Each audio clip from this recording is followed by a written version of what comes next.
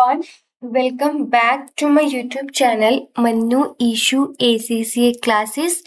So in this video, I will be dealing few more question, and this is from the Kaplan kit because lots of the student ask question that is of the knowledge level and of the Kaplan kit, right?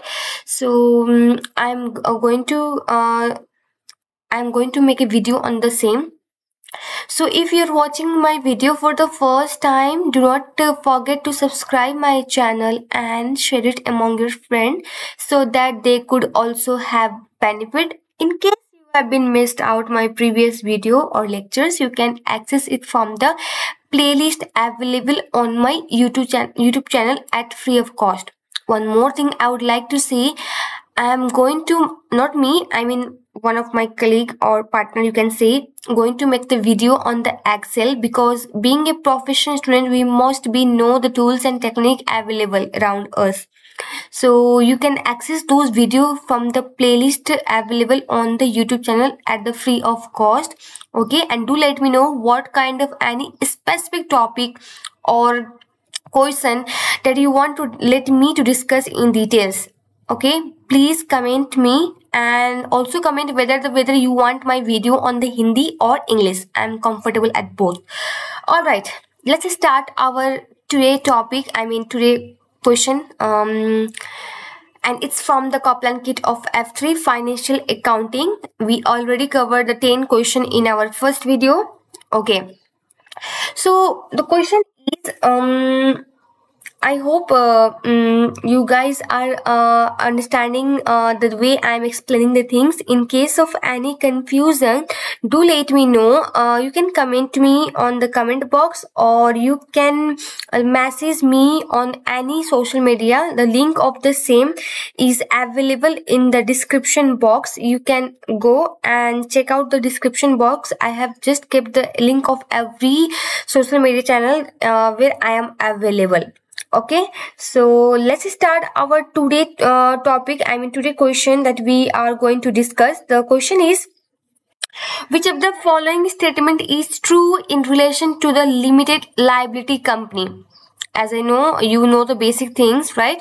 So let's evaluate each option and try to figure out which one is correct.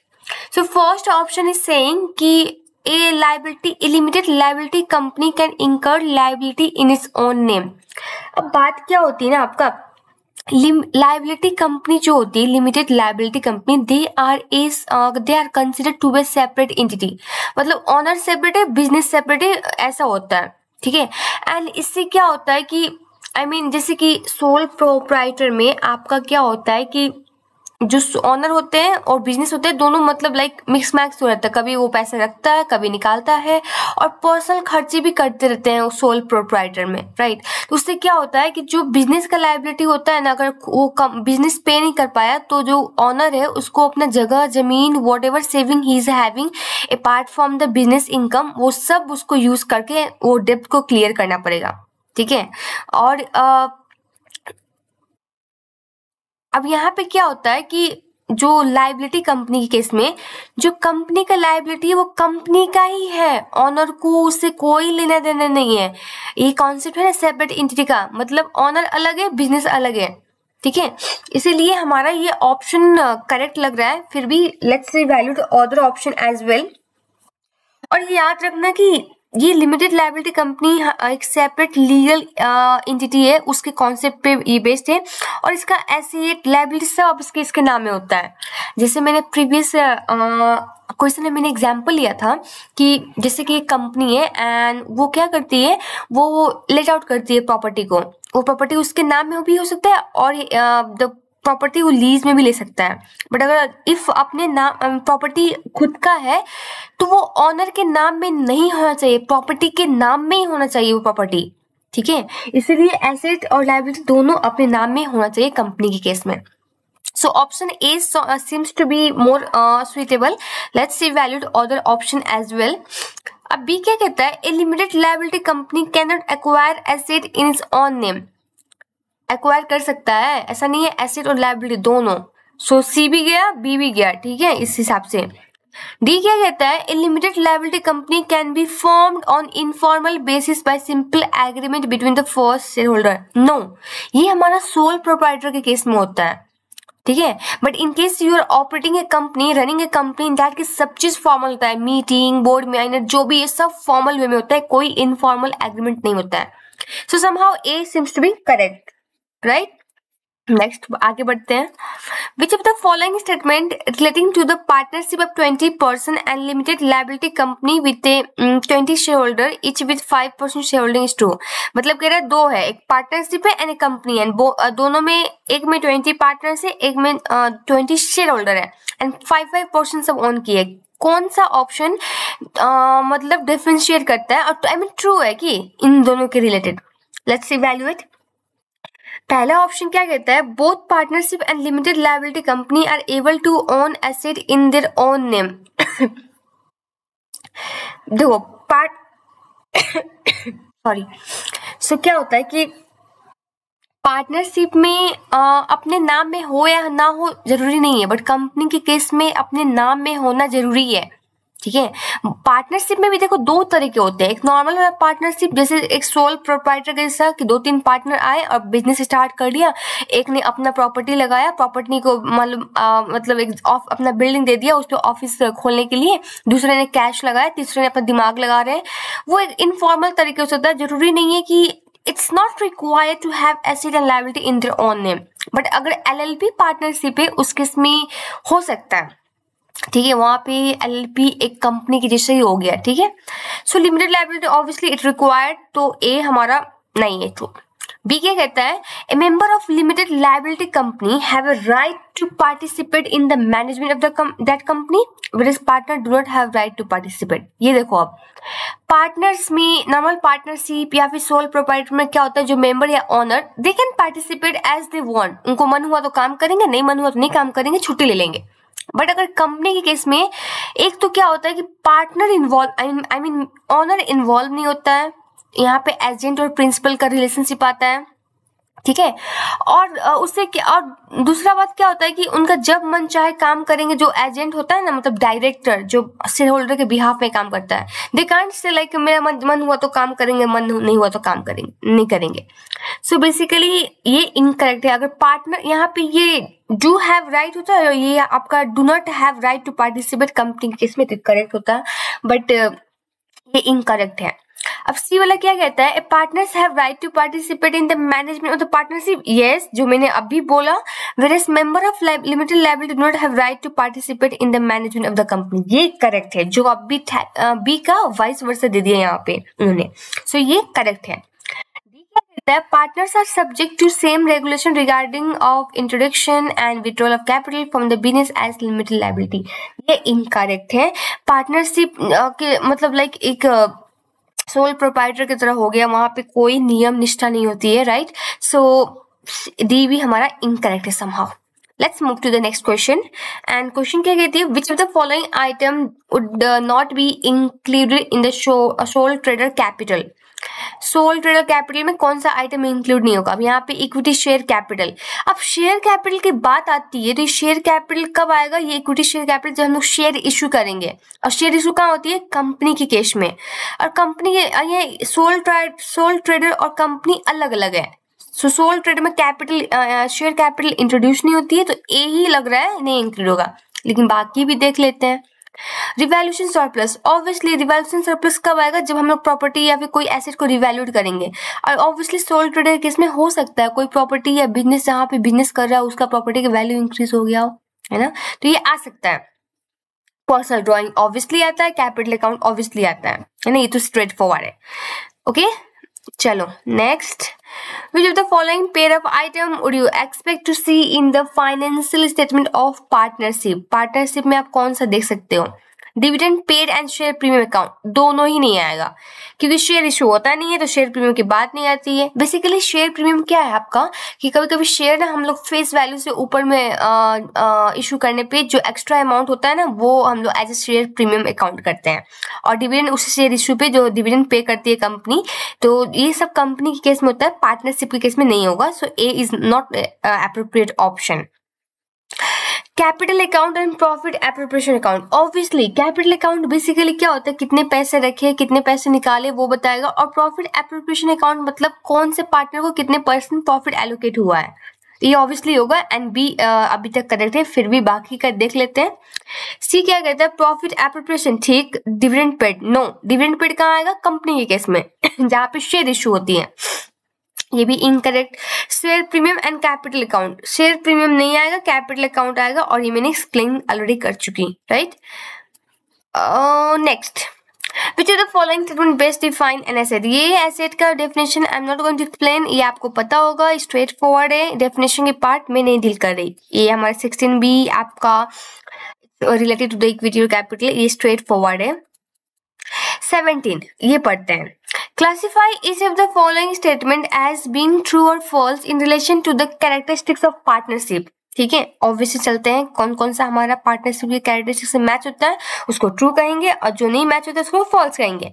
पहला कहता है, each partner has a limited liability for debt of the partnership। Incorrect, ये कहाँ पे होता है, company के case में, not in the partnership. Partnership की नॉर्मल पार्टनरशिप है, वहां पे भी क्या होता है, अगर बिजनेस अपना डेब्ट क्लियर नहीं कर पाया, सारे पार्टनर को अपने अपने घर से पैसे, जमीन बेच के, कुछ भी करके ला के देना पड़ेगा वो डेब्ट को क्लियर करने के लिए। सो लिमिटेड लायबिलिटी नहीं होता है यहाँ पे, so it's false. Alright, moving ahead, a partner is a employee of a partnership. वो एम्प्लॉय नहीं है, वो एक मतलब सिंपली ऑनर है, मतलब इतने परसेंट हकदार है इस बिजनेस में, ऐसे करके कह सकते हैं, but they are not exactly employee. ठीक है, ये भी गलत है। इस partner is entitled to participate in the management and running of the business. Obviously partnership के केस में जो ऑनर होते हैं, मतलब वही पार्टनर, मतलब 5-6 लोग मिलके ऑनर बनते हैं और वही लोग इन्वॉल्व होते हैं मैनेजमेंट ऑफ द कंपनी में। So it's true. There must be formal partnership agreement signed by all the partners which specify the respective right, duty and obligation of the partner to each other। ये false है। Partnership में आपका formal agreement होना जरूरी नहीं है, but हुआ तो अच्छा है, बिकॉज ठीक है यहाँ पे मस्ट वर्ड यूज किया है। ठीक है, ये मस्ट वर्ड पे ध्यान देना, कभी भी ऐसा मस्ट आए जो श्योरिटी के साथ कहता है तो डबल चेक करना कि ये सही है कि गलत। ये अगर यहाँ पे होता है there can be, may be formal partnership agreement, that's fine, ठीक है, नो इश्यू, बट होना जरूरी नहीं है। वो एक तरह का एक सोल प्रोप्राइटरी है जहाँ पे उतना फॉर्मेलिटीज नहीं मैटर करता है। सो ये फॉल्स है। Next 18, classify each of the following statement as being applicable to either limited liability company or partnership। Okay। Ownership or investor may receive a return on their investment in the form of dividend। ये कहाँ पे होता है, मैंने अभी explain किया थोड़ा देर पहले। यस, ये लिमिटेड लायबिलिटी की कंपनी के केस में होता है। क्यों होता है, बिकॉज वहां पे शेयर इशू आता है। पार्टनरशिप में क्यों नहीं होता, बिकॉज वहां शेयर इशू नहीं होता है, वहां पे जो भी प्रॉफिट होगा वो पार्टनर मिलके भाग कर लेते हैं अपने में इतने परसेंटेज के अकॉर्डिंग, राइट। नेक्स्ट क्या कहता है, A business can not own asset and incurred liability in its own name. ये कहाँ पे नहीं होता है, ये कैन नॉट ओन एसेट, हाँ ये पार्टनरशिप में होता है। अगर ये can own asset and liability in on name तो ये होता है हमारा लिमिटेड लायबिलिटी की कंपनी के केस में। बट ये पार्टनरशिप में नॉट रिक्वायर्ड कि एसेट और लायबिलिटी आपके नाम में होना जरूरी हो। ठीक है, मतलब नाम में इन द सेंस पार्टनरशिप के नाम में। ठीक है, पार्टनर के भी नाम में, पार्टनर का भी नाम में एसेट है तो चलेगा। ठीक है, annual financial statement are not subject to external audit. ये कहाँ जरूरी नहीं है, पार्टनरशिप में, बट लिमिटेड लायबिलिटी के केस में आपका एक्सटर्नल ऑडिट लीगली रिक्वायर्ड होता है। बड़े कंपनी में तो और, छोटे छोटे कंपनी में इग्नोर भी करते हैं, बट बड़े कंपनी में it's very compulsory, right. Fourth क्या कहता है, loan and borrowing for the business में। अब देखो एक और चीज यहाँ पे लिख दिया था कि ये चीज मे भी मतलब पार्टनरशिप में रिक्वायर्ड होगा। पार्टनरशिप में मे भी हो सकता है बट मस्ट नहीं होता है। ठीक है, हुआ तो अच्छा बट जरूरी नहीं है ऐसे।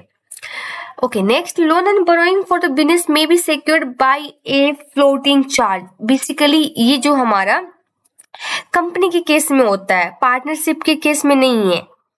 और बेसिकली फ्लोटिंग चार्ज मतलब ऐसे समझो कि जैसे कि कंपनी में रिसीवेबल होता है और मतलब और भी एसेट हुआ, इन्वेंट्री वगैरह, वो कंपनी क्या करती है उस पे भी उन लोग पैसे लेके इंटरेस्ट देते रहते हैं और वो एसेट को खुद से यूज करते रहते हैं। ठीक है, तो वो वाले कंसेप्ट यहाँ पे एप्लीकेबल होता है। सो ये कहाँ होता है, कंपनी के केस में। ऑलराइट, चलो नेक्स्ट पढ़ते हैं।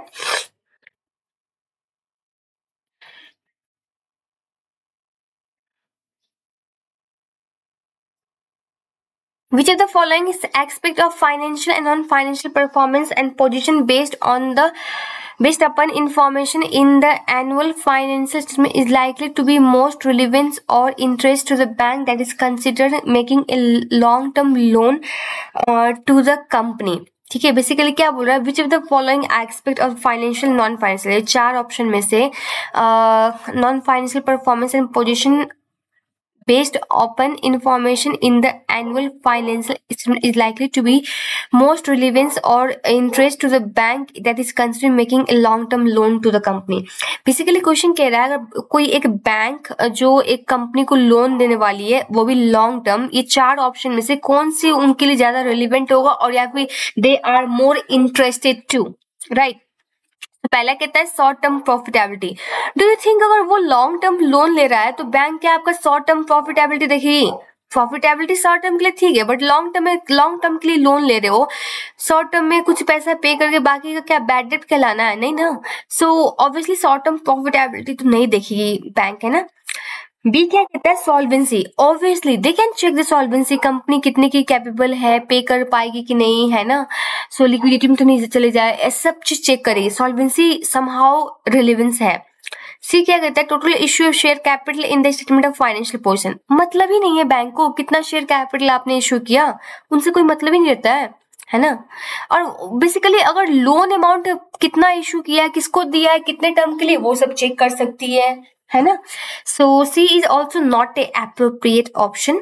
डी क्या बोलता है whether the company has made any changes in the senior management during the year. अब ये सब चीज अब शॉर्ट टर्म में इफेक्ट करेगा, लॉन्ग टर्म में I don't think so most relevant अभी हमारे लिए इट्स बी। ऑलराइट, ओके, एक सेकेंड कॉल आ रहा है। ओके, सो नेक्स्ट क्वेश्चन क्या कहता है विच of the following statement explain the concept of consistency in relation to the preparation of annual financial statement. Consistency relates to language terminology used in the annual financial statement from one year to next year. Basically consistency से ये define नहीं करता कि आपका language same होना चाहिए एक साल से अगले साल तक। बेसिकली ये बोलता है कि जैसे कि कोई भी मतलब मैं क्या समझी हूँ कि कोई भी अगर मतलब पॉलिसी यूज कर रहे हो या फिर कोई भी एक्सपेंस को एक पर्टिकुलर कैटेगरी में क्लासिफाई कर रहे हो और या फिर कोई भी मतलब कोई अप्रोच अभी फॉलो कर रहे हो, उसको मतलब प्रीवियस ईयर में जो फॉलो हुआ था वो इस ईयर में फॉलो होना चाहिए। और इफ नेक्स्ट ईयर जा रहे हो तो वो भी मतलब इंश्योर करो कि नेक्स्ट ईयर में भी वो चीज फॉलो होना चाहिए one year to next year, ठीक है। ये चीज बताता है, but language terminology it's not matter.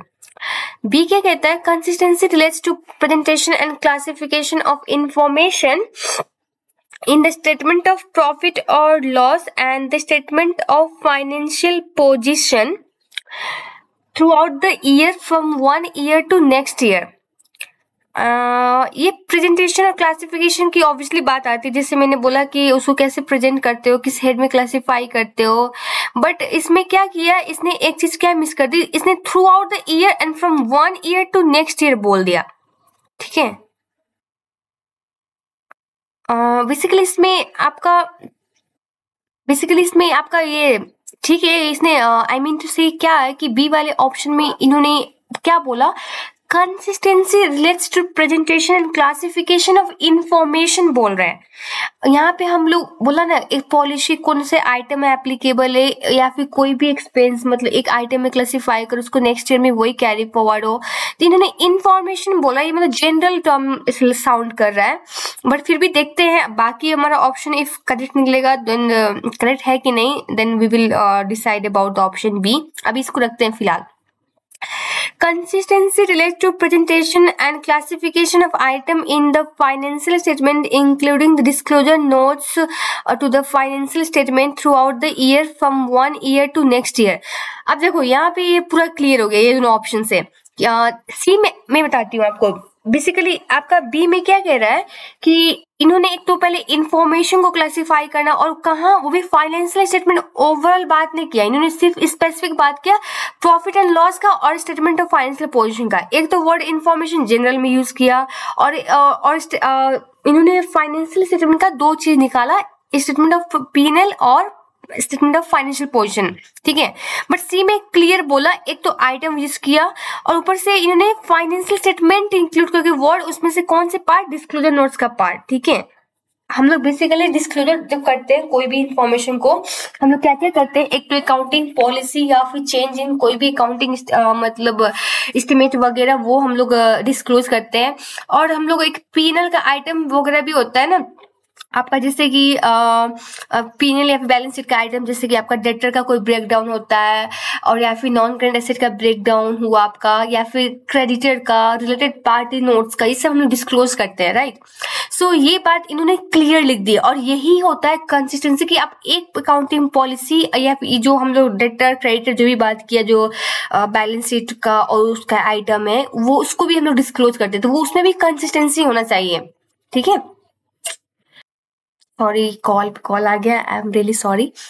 चलो नेक्स्ट क्वेश्चन की ओर चलते हैं। Which accounting principle is describe by the following statement? It is a threshold it is a threshold quality that required information is disclosed if it is likely to affect the decision made by the user of the financial statement.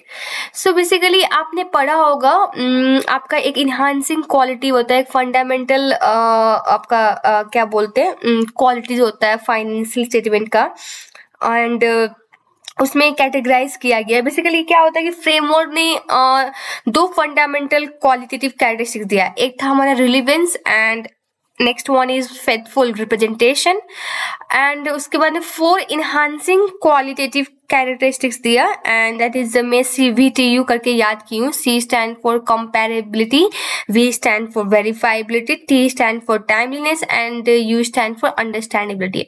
So question हमारा क्या बोल रहा है कि इस जो ये मैंने वीडियो के स्टार्ट में कहा था कि इस चैप्टर से आपको या फिर कोई एक सेंटेंस देगा, पैराग्राफ देगा और बोल देगा कि कौन से क्वालिटी को डिस्क्राइब कर रहा है, या फिर कौन से या फिर 4 ऑप्शन देगा, एसेट लायबिलिटी डेफिनेशन पूछ सकते हैं कौन से रेलेवेंट है। सो ये सब चीज में यू शुड बी कंफर्टेबल, ठीक है। इन केस आपको प्रॉब्लम हो रही है, डू लेट मी नो, मैं आपको ट्राई करूंगी आपका कॉन्सेप्ट क्लियर करने का। So, ये पैराग्राफ में क्या कह रहा है, it is the threshold quality that requires information is disclosed if it is likely to affect decision made by user of the financial statement। मतलब ये एक थ्रेशोल्ड क्वालिटी है और ये बोलता है कि इंफॉर्मेशन को डिस्क्लोज करने के लिए, अदरवाइज क्या होगा, वो यूजर का जो फाइनेंशियल डिसीजन ले रहे हैं ना उस पर अफेक्ट कर सकता है। और ये कौन से बताता है, हमारा मटेरियलिटी बताता है, ठीक है।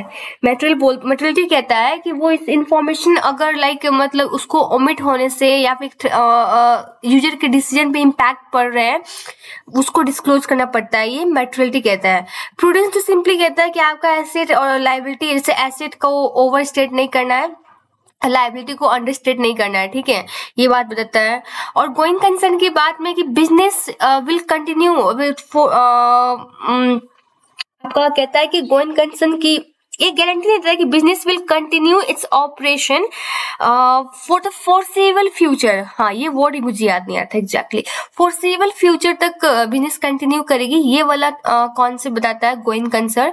और बिजनेस एंटिटी में मतलब बेसिकली ये क्या बताता है कि आपका बिजनेस अलग है and your owner is different, like मतलब दोनों एक नहीं है, अलग अलग है। दैट्स वाई उनका लायबिलिटी, बिजनेस का लायबिलिटी अपना ही होगा, ऑनर का नहीं होगा, ये सब बताता है। ऑलराइट, तो अब नेक्स्ट क्या कहता है, the principle of consistency is best describe by which of the following statement? Transaction should be accounted for on consistent basis within the accounting period only. नहीं, within the accounting period and one accounting period from other accounting period, ये word use हुआ था, ठीक है, तो ये आपका गलत है, ठीक है। उसके बाद बी क्या कहता है, transaction should be accounted for on consistent basis from one accounting period to another accounting period. नहीं, within the accounting period को भी हम लोग को ये चीज मेंटेन करना है। Transaction relating to the statement of financial position should only be accounted from consistent basis. सिर्फ हमारा फाइनेंशियल पोजीशन का ही आइटम डिस्क्लोज नहीं करते, बाकी चीज भी डिस्क्लोजर में आता है, वो चीज कवर नहीं किया इसने, ठीक है। डी क्या कहता है, transaction should be accounted for on consistent basis both within the accounting period and from one accounting period to other. Yes, ये एग्जैक्टली है, मतलब जो भी डिस्क्लोज कर रहे हैं वो आइटम हमारा P&L, SOP या फिर हमारा अकाउंटिंग पॉलिसी जो भी डिस्क्लोज कर रहे हैं वो कंसिस्टेंट होना चाहिए within the accounting period from one accounting period to other. So D is correct. 24 क्या कहता है, which accounting principle is describe by the following statement, the for accounting purpose the business is separate from its owner. मैंने अब भी explain किया ये चारों concept को, and you can easily identify कौन से कॉन्सेप्ट को एक्सप्लेन करता है कौन सा ये sentence, right. So it's easy है ना. 25 conceptual framework for financial reporting include guidance on how asset and liability should be classified in the financial statement. ठीक है, ये तो इजी है. एक्सपेंस को कहाँ क्लासीफाई करते हैं एंड हमारा इक्विटी को कहाँ. It's very straight forward. मैं फिर बता देती हूँ. Basically statement of profit and loss में इनकम एक्सपेंस और SOP में एसेट, लाइबिलिटी एंड इक्विटी आता है. ये चीज याद रखना है. Which of the following statement best explain the going concern principle? Basically मैंने क्या बोला, going concern principle एक गारंटी नहीं देता है, बट ये बोलता है कि business will continue for the foreseeable future. ये बोलता है. Let's evaluate the option. The business is not expected to continue operating the foreseeable future. Not expected, नहीं, ये expect करता है. ये तो ऐसे ही गलत हो गया.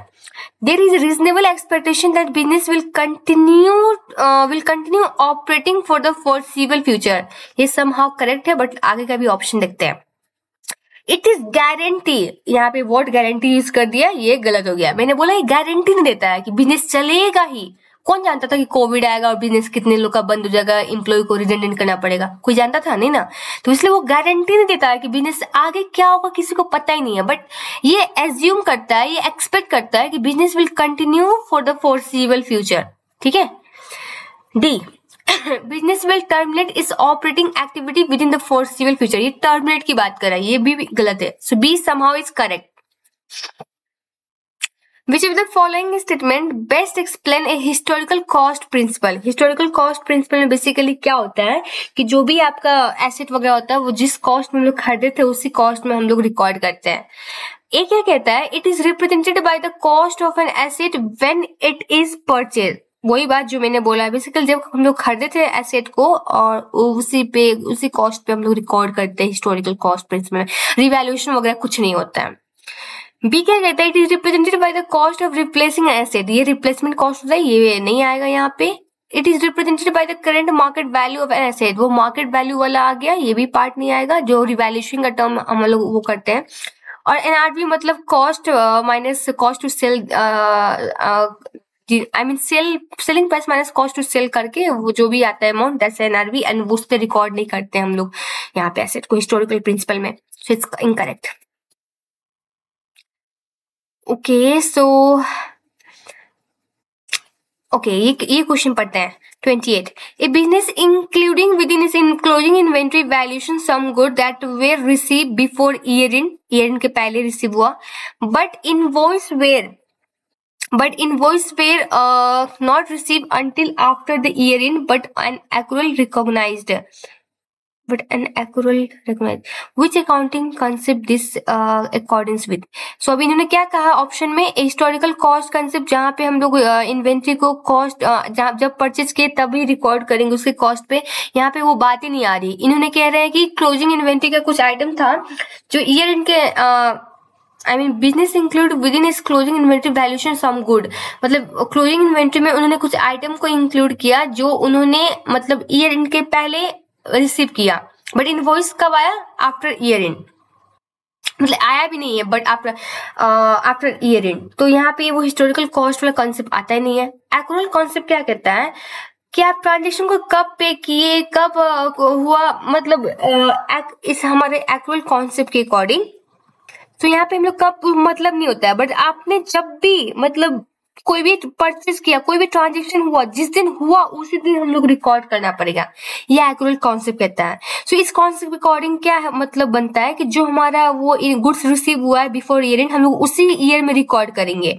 ठीक है, मतलब नहीं इनवॉइस बाद में आए वो मैटर नहीं करता है.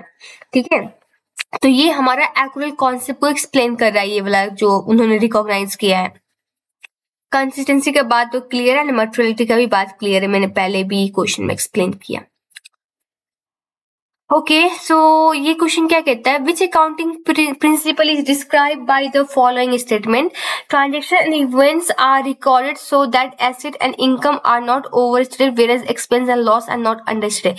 बेसिकली ये प्रूडेंस कॉन्सेप्ट कहता है, मैंने पहले बोला कि हमारा एसेट को ओवरस्टेट नहीं करना है और जो लायबिलिटी या लॉस है उसको अंडरस्टेट नहीं करना है या फिर एक्सपेंस को अंडरस्टेट नहीं करना है।